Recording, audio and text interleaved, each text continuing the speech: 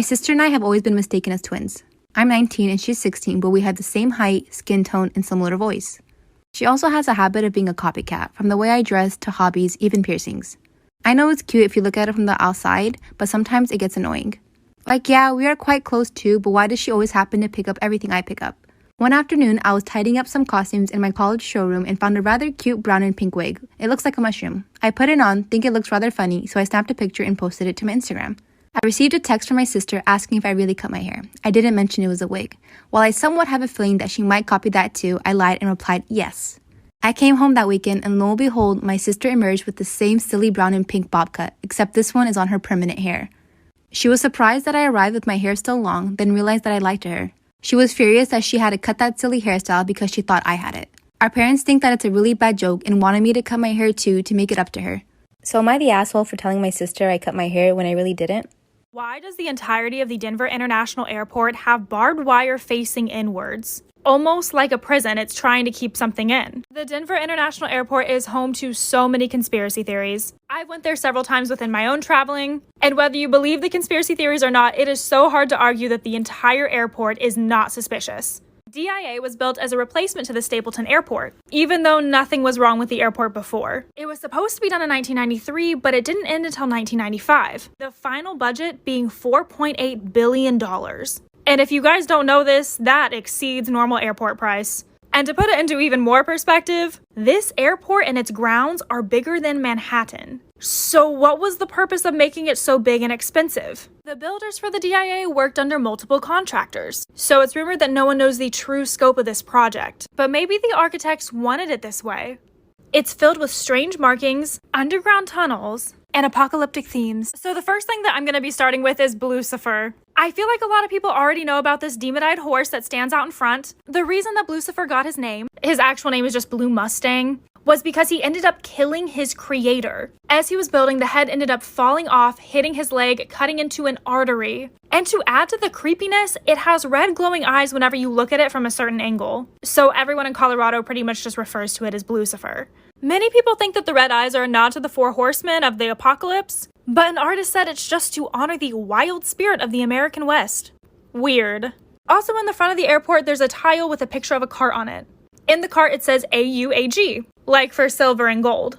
But some people think that this is referring to a deadly strain of hepatitis called Australian antigen, which is believed to be a part of biological warfare. And while I originally thought that this was kind of far, the man who discovered Australian antigen was actually a part of the team that founded the airport. And there's more that stays on this apocalyptic theme. Welcome to the next part of Denver International Airport. So the next thing we're going to talk about is the Great Hall. In there is a plaque with the dedication for the airport on there, and they dedicated it to the New World Airport Commission, which is an organization that doesn't even exist or has ever existed. So why would this even be a dedication? Under this capstone, there is a time capsule. This is set to be open in 2094, but no one knows what's inside of it. There are symbols and markings in this said to be dedicated to the Freemasons, which carry their own separate theories about being linked to the Illuminati. A lot of people also say that from an aerial view, the airport looks like a swastika, but honestly, I don't really think it's noticeable unless you're really, really looking for it. And the other things is the creepy murals. These were designed by Leo Tanguma. One is called World Dream of Peace, and the other is in peace and harmony with nature. However, they're depicting themes of death and again, apocalyptic times. I'm pretty sure a soldier stabbing a dove means the exact opposite of peace.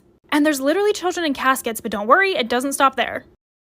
Welcome back to Denver International Airport. So the next thing we're going to do is talk about the tunnels. There are 6 underground layers and possibly more. And it's thought that the tunnels that exist underneath go all the way from Colorado Springs Air Force Base to the Air Force Base on Cheyenne Mountain. There's theorized to be bunkers down here, and that it's potentially made as a safe place for the world's elite during the apocalypse. A huge part of this theory lies with author Alex Christopher. She met some people at a conference in Denver who were able to take her down to the tunnels. She took her friend Phil Schneider with her. And down there, they were able to get pictures. I'll insert them here. But not long after this, Schneider apparently unalived himself, which again, after coming out with this information, is extremely suspicious. Also, there was 5 buildings that were originally built for the airport but didn't quite work out. So instead of destroying these buildings, they just buried them and then continued to build on top of them. Even the constructor was very confused on why he was requested to do this. So because of this, how do we know how many extra buildings or hangars there are? And what exactly are the specific conspiracy theories surrounding this apocalyptic themed airport? So what exactly are people theorizing involving the Denver International Airport? Well, the two huge ones is that it's either connected to the Illuminati or to the apocalypse, and may even potentially be the Illuminati headquarters. So the Freemasons have so many conspiracy theories surrounding them about them being linked to the Illuminati. And there's several Freemason markings around this airport. The airport is also just so expensive. And maybe they got their funding from the Illuminati. The exchange may have been money for headquarters. And the tunnels make it very, very easy to move in and out. And if you're a secret society running the nation, why wouldn't you be located at an airport? The other theory, like I stated before, is that this is for the apocalypse, to keep the elite inside. Just because of how the tunnels are set up in the rumored bunkers, and with all of the hints being around the airport, and the Australian antigen, it's giving us very much apocalyptic New World Order vibes. But also the barbed wire facing in is very concentration camp-like. Either way, this airport has fully embraced these conspiracy theories. They have an animatronic gargoyle that sits out in front and talks to you about them, which making a joke about it would be the easiest way to cover it.